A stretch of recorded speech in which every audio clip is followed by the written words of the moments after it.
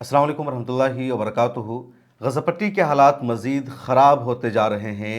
वहाँ खाने पीने के लिए अब कुछ भी मैसर नहीं है, पीने का साफ़ पानी उनको मैसर नहीं है। इधर इसराइल का हमला बढ़ता जा रहा है। इसराइल हर दिन एक नया मंसूबा, एक नया एजेंडा फ़लस्तीनियों पर, गज़ा पट्टी पर, हमास पर थोप रहा है। अब इसराइल का नया एजेंडा सामने ये आया है कि गज़ा पट्टी का पूरा इलाक़ा हमास को और तमाम फ़लस्तीनियों को खाली करना होगा। लगातार गज़ा के अलग अलग इलाक़ों को दोबारा खाली करने पर मजबूर किया जा रहा है। अब गज़ा पट्टी का जो रफ़ा का इलाक़ा है, जो मिस्र से सटा हुआ है, वहाँ की भी आधी आबादी को वो इलाक़ा छोड़ने पर मजबूर किया जा रहा है। इधर कल की रिपोर्ट यह है कि अब तक यानी 7 अक्टूबर से अब तक गज़ा पट्टी में इसराइली हमलों में शहीद होने वाले फ़लस्तीनियों की तादाद 50,000 से तजावुज़ कर चुकी है। जो ताज़ा हमला हुआ है यानी 18 मार्च के बाद जब इसराइल ने तेज़ी के साथ हमला कर दिया तो इसमें भी 675 से ज़्यादा फ़लस्तीनियों की शहादत हो चुकी है और टोटल शहादत 50,021 हो चुकी है। गज़ा पट्टी में इमदादी सामानों को पहुँचने से बिल्कुल और मुकम्मल तौर पर रोका जा चुका है। उधर इमदादी कारकुनान की जो टीम है, यूनाइटेड नेशन के जो अफराद हैं, उनके जो मुलाजमीन वहाँ काम कर रहे हैं, उनको भी टारगेट किया जा रहा है, उनको भी निशाना बनाया जा रहा है। और ये ज़माना देखिए कि आ चुका है कि जब यूनाइटेड नेशन के अफराद मारे जाते हैं इसराइल के हमले में, तो यूनाइटेड नेशन की ज़िम्मेदारी थी इसके ख़िलाफ़ आवाज़ उठाना, इसराइल को इस जुल्म से रोकना, अमेरिका से बातचीत करना। लेकिन यूनाइटेड नेशन ने इसराइल पर तनकीद करने के बजाय या उसके हमले को रोकने की अमली कोशिश करने के बजाय यूनाइटेड नेशन ने अपने अमला को, अपनी टीम को महदूद करने का, कम करने का फ़ैसला किया है गज़ा पट्टी में। इधर यमन के हौसी वाहिद एक ग्रुप है जिनका हमला इसराइल पर बढ़ता जा रहा है, जो इस मुश्किल घड़ी में गज़ा पट्टी का साथ दे रहा है। यमन के हौसियों ने दोबारा ऐलान किया है कि वो हर हाल में गज़ा पट्टी के साथ रहेंगे, हमास के साथ खड़े रहेंगे। उधर लबनान और इसराइल के दरमियान जब नई जंग शुरू होने का इम्कान नज़र आ रहा है तो वहाँ भी अब्दुल मालिक हौसी जो यमन के हौसियों के सरबराह है, उनका ताज़ा बयान सामने आया। उसमें उन्होंने कहा कि हम लबनानियों के साथ खड़े हैं, हम हिज़्बुल्लाह के साथ खड़े हैं और हिज़्बुल्लाह को किसी भी हाल में हम तन्हा छोड़ने वाले नहीं हैं। इधर यमन के जो सादा का इलाका है और वो मखसूस इलाके जो हौसियों का गढ़ माना जाता है, उस पर अमेरिका ने हमला तेज़ कर दिया है। मिलियर टाइम्स को चलाने के लिए, इसको कंटिन्यू रखने के लिए हमें आपके ताउन की अशद ज़रूरत है।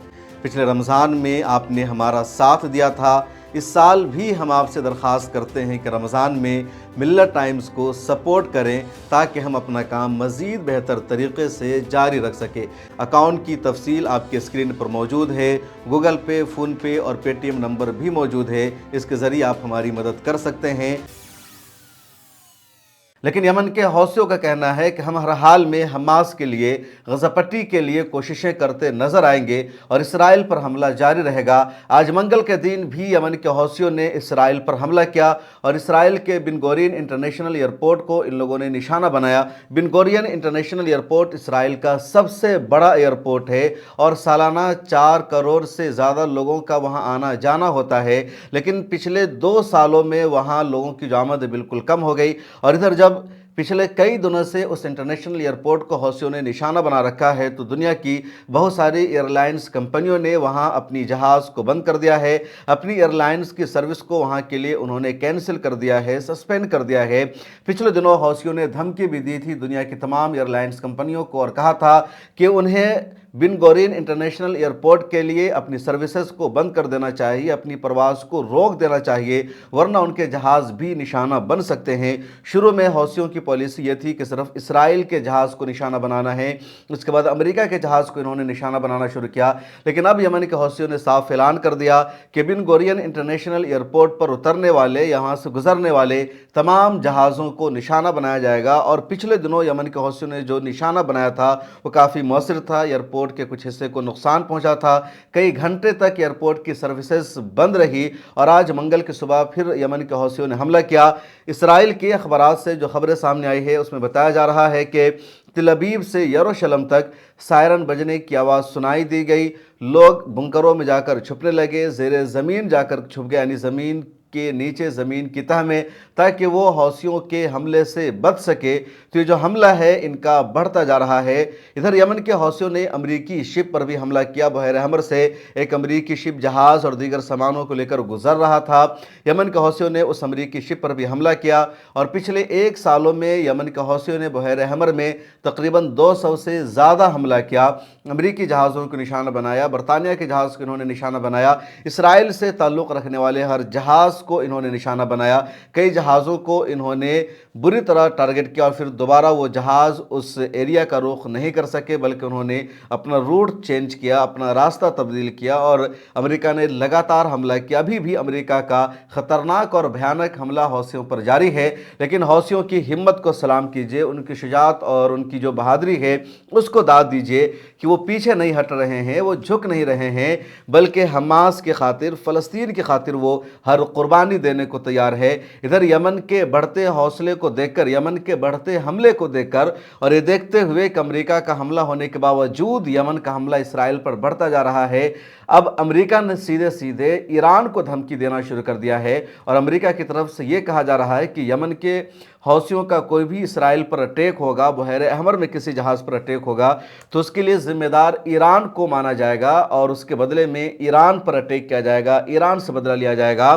امریکہ بھی یہ سمجھ رہا ہے کہ یمن کے حوثیوں کی جو طاقت ہے اس کے پیچھے ایران کا ہاتھ ہے، اس لیے یمن کے حوثیوں کے حوصلے کو اگر توڑنا ہے، ان کے حملے کو روکنا ہے، ان کو خاموش کرنا ہے تو ایران کو نشانہ بناؤ۔ اس لیے امریکہ نے اپنا پورا رخ ایران پر کر دیا ہے۔ ایران کا جو جوہری پروگرام ہے، جو نیوکلیئر پروگرام ہے، اس کو ٹارگٹ کرنے کی، اس کو نشانہ بنانے کی بھی بار بار امریکہ کی طرف سے باتیں کی جا رہی ہے۔ اسرائیل کی طرف سے بھی اس طرح کی خبریں سامنے آئی ہے، لیکن ایران کے سپریم لیڈر علامہ آیت اللہ خامنئی اور وہاں کے دوسرے ذمہ داروں نے صاف کہہ رکھا ہے کہ ہمارا جو ڈیفنس سسٹم ہے بہت مضبوط ہے، ہمارا دفاعی نظام بہت مضبوط ہے اور ہم امریکہ کے ہر حملے کا جواب دینے کے لیے تیار ہے۔ اگر امریکہ نے ہم پر حملہ کیا تو ہم بھی امریکہ پر حملہ کریں گے، ہم چپ اور خاموش بیٹھنے والے نہیں ہیں۔ اور پچھلے دنوں یاد ہوگا کہ جب اسرائیل نے ایران کے کئی ذمہ داروں کو شام میں یعنی دمشق میں شہید کر دیا، دوسرے ٹھکانوں پر ان کے حملہ کیا، تو ایران نے سیدھے میزائل اٹیک کیا اسرائیل پر اور بہت زیادہ نقصان پہنچایا۔ ایران کا جو پہلا حملہ اسرائیل پر تھا وہ زیادہ اہم نہیں تھا، لیکن ایران کا جو دوسرا حملہ اسرائیل پر ہوا تھا وہ نہایت ہی خطرناک تھا، بھیانک تھا، اور اس حملہ میں ایران نے بدلہ لیا تھا حزب اللہ کے سربراہ حسن نصر اللہ کی شہادت کا، حماس کے سربراہ شیخ اسماعیل ہنیہ کی شہادت کا، اس کے علاوہ اپنے کئی افسروں کی شہادت کا سیدھے ایران نے بدلہ لیا تھا۔ اور ایران کے اس حملے میں اسرائیل کا بہت زیادہ نقصان ہوا تھا، 100 سے زیادہ عمارتوں کو نقصان پہنچا تھا، آگ لگی تھی۔ اس کے علاوہ $50 بلین کا بھی اسرائیل کا نقصان ہوا تھا۔ اسرائیل نے اپنی میڈیا پر سینسرشپ لگا رکھا ہے، تو اسرائیل کی میڈیا نے اس طرح کی خبر شائع نہیں کی، لیکن کچھ امریکی یوٹیوبرز اور ڈیجیٹل میڈیا کے جرنلسٹ وہاں موجود تھے جنہوں نے اس طرح کی خبر کو شائع کیا۔ انہوں نے بتایا کہ کتنا بڑا اسرائیل کا نقصان ہوا تھا ایران کے حملے سے۔ اس کے بعد امریکی جرنلسٹ کو، صحافیوں کو بھی اسرائیل نے جیل میں بھیج دیا، ان کو وہاں سے ڈپورٹ کر دیا گیا، ملک چھوڑنے پر مجبور کیا گیا، کیونکہ اسرائیل کی جو ذلت اور رسوائی ہے پوری دنیا کے سامنے بے نقاب ہو رہی تھی۔ تو دباؤ بڑھتا جا رہا ہے، لیکن جو یمن کے حوثی ہے وہ پیچھے نہیں ہٹ رہے ہیں۔ ادھر حماس کی جو قیادت ہے وہ صاف لفظوں میں کہہ رہی ہے کہ جب تک جنگ بندی کے دوسرے مرحلے پر باضابطہ عمل نہیں ہوگا ہم پیچھے ہٹنے والے نہیں ہیں۔ اسرائیل کا پورا زور ہے، امریکہ کی پوری کوشش یہ ہے کہ حماس ہتھیار ڈال دے، حماس آئندہ کوئی بھی اسرائیل پر حملہ نہ کرے، اور حماس کی قیادت اس شرط کو ماننے کے لیے تیار نہیں ہے۔ حماس کے ہاتھوں میں ابھی بھی 60 کے قریب قیدی موجود ہے جو اسرائیلی شہری ہے، اور ان کو چھوڑنے کے لیے، ان کو آزاد کرنے کے لیے حماس کی یہی شرط ہے کہ جنگ بندی کا جو مرحلہ طے ہوا تھا کہ پہلے مرحلے کے بعد دوسرا مرحلہ طے ہوگا اور دوسرے مرحلے میں اسرائیلی آرمی کو یہاں سے نکلنا ہوگا، جب تک اس مرحلے پر عمل نہیں کیا جائے گا ہم جھکنے کو تیار نہیں ہیں۔ ادھر مصر کی طرف سے جنگ بندی کی سیز فائر کی ایک نئی تجویز سامنے آئی ہے، ایک نیا پروپوزل سامنے آیا ہے۔ مصر کی طرف سے جو نیا پروپوزل سامنے آیا ہے اس میں کہا گیا ہے کہ 1 ہفتے کے لیے عارضی جنگ بندی ہوگی، اور 1 ہفتے کی عارضی جنگ بندی میں 5 اسرائیلی ہوسٹیج کو ریلیز کرنا ہوگا حماس کو۔ اس کے بدلے میں اسرائیلی جیل سے فلسطینی قیدیوں کی رہائی عمل میں آئے گی، اور غزہ پٹی میں امدادی سامان کو جانے کی پرمیشن دی جائے گی۔ اس طرح کی ایک عارضی جنگ بندی کی تجویز سامنے آئی ہے۔ حماس کی قیادت نے اس پر بھی رضامندی کا اظہار کیا ہے، اسرائیل کے ایک ڈیلیگیشن نے اس پر رضامندی کا تو اظہار کیا ہے، لیکن اسرائیل کی جو وار کونسل ہے، وار کیبنٹ ہے، اس کی طرف سے ابھی تک کوئی اپروول سامنے نہیں آیا ہے، اور یہی وجہ ہے کہ مصر کا یہ جو عارضی منصوبہ ہے جنگ بندی کا، سیز فائر کا، اس پر بھی کوئی آگے معاملہ نہیں بڑھ سکا ہے۔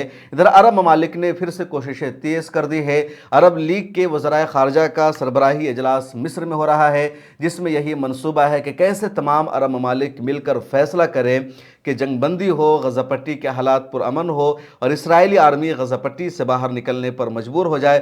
پچھلے دنوں عرب لیگ نے یہ بھی فیصلہ کیا تھا اور تمام عرب ممالک پر یہ دباؤ بنایا تھا کہ انہیں چاہیے کہ وہ اسرائیل سے ہر طرح کا سفارتی یا جو معاشی رشتہ ہے اس کو ختم کرے، اسرائیل سے کسی بھی طرح کا ریلیشن نہیں ہونا چاہیے۔ عرب لیگ کا پچھلے دنوں باضابطہ یہ اعلان سامنے آیا تھا، لیکن شاید ہی کسی عرب ملک نے اس پر باضابطہ عمل کیا ہو۔ جن کے رشتے اسرائیل کے ساتھ برقرار ہے وہ رشتے بڑھتے جا رہے ہیں، ان کے رشتوں میں کمی نہیں آ رہی ہے۔ درک ایک خبر اور سامنے آئی ہے کہ غزہ پٹی کے لوگوں کے پاس اب پینے کا صاف پانی بالکل بھی میسر نہیں ہے۔ غزہ پٹی کا جو پانی، جو واٹر کا پلانٹ تھا، واٹر سپلائی کا پلانٹ اسرائیل کی طرف سے ملنے والی بجلی کے ذریعے ہو رہا تھا، اور اسرائیل نے اس بجلی کو بند کر دیا ہے، تو اس کی وجہ سے اب پینے کا پانی بھی میسر نہیں ہے۔ جنگ بندی کے دنوں میں جو 57 دنوں کا عرصہ تھا، کچھ پائپ وہاں بھیجے گئے تھے جس کے ذریعے پانی کی سپلائی ممکن تھی، لیکن اس پر بھی عمل نہیں ہو سکا۔ امدادی سامانوں کو بالکل بھی پہنچنے نہیں دیا جا رہا ہے۔ جو منظر کشی ہے، وہاں کی جو تصویر ہے، جو سچائی ہے، وہ یہ ہے کہ لوگوں کے پاس اب کھانے کو روٹی نہیں ہے، اناج نہیں ہے، افطار کرنے کے لیے ان کے پاس کوئی سامان نہیں ہے، اور جو کچھ ان کا گزارا ہو رہا ہے غزہ پٹی کے عوام کا، فلسطینیوں کا، وہ امدادی سامانوں پر، کوئی امدادی ٹرک وہاں پہنچتا ہے تو وہاں سے اناج لینے کے لیے، سامان لینے کے لیے ہزاروں کی بھیڑ اکٹھا ہو جاتی ہے، اور چند لوگوں کو، یا کہہ لیجئے چند سو کو مل پاتا ہے، بقیہ کو نہیں مل پاتا ہے۔ تو بھگدڑ ہے، افراتفری کا عالم ہے، کوئی روٹی خرید لیتا ہے اور اس کو 4 گنا قیمت پر بیچنے کی کوشش کرتا ہے۔ تو اب غزہ پٹی میں لوگوں کے پاس پیسے نہیں ہیں، ان کی جو معیشت اور اکنومی تھی پوری کی پوری تہس نہس ہو چکی ہے، اس کے علاوہ ان کے پاس کچھ بھی نہیں بچا ہے۔ تو افراتفری کا عالم ہے، اور غزہ پٹی کو، فلسطین کو مدد کی ضرورت ہے، اور پوری دنیا کی ذمہ داری ہے کہ وہاں جنگ بندی کو یقینی بنایا جا سکے، اسرائیل کو مجبور کیا جائے کہ وہ غزہ پٹی سے باہر نکل جائے، جنگ بندی کے دوسرے مرحلہ پر عمل ہو سکے، لیکن ابھی تک کچھ بھی نہیں ہو پا رہا ہے۔ اس ویڈیو میں اتنا ہی۔ سوشل میڈیا کے سبھی پلیٹ فارم پر آپ ہمیں فالو کر لیجئے، اور آپ سے درخواست ہے کہ ملت ٹائمز کو زیادہ سے زیادہ اس ماہ مبارک میں فائنینشلی سپورٹ کیجئے۔ اگر آپ حقیقت پر مبنی خبروں کو دیکھنا چاہتے ہیں، اس طرح کی رپورٹ چاہتے ہیں، تو آپ کو اس طرح کے آزاد میڈیا ہاؤسز کو سپورٹ کرنا ہوگا، سبسکرپشن لینی ہوگی، اور زیادہ نہیں، اگر سال میں صرف ایک مرتبہ 1000 روپیہ بھی اگر آپ ہمیں بھیجتے ہیں تو آپ کا بہت بڑا تعاون ہوگا، اور ملت ٹائمز یوں ہی مضبوطی کے ساتھ چلتا رہے گا۔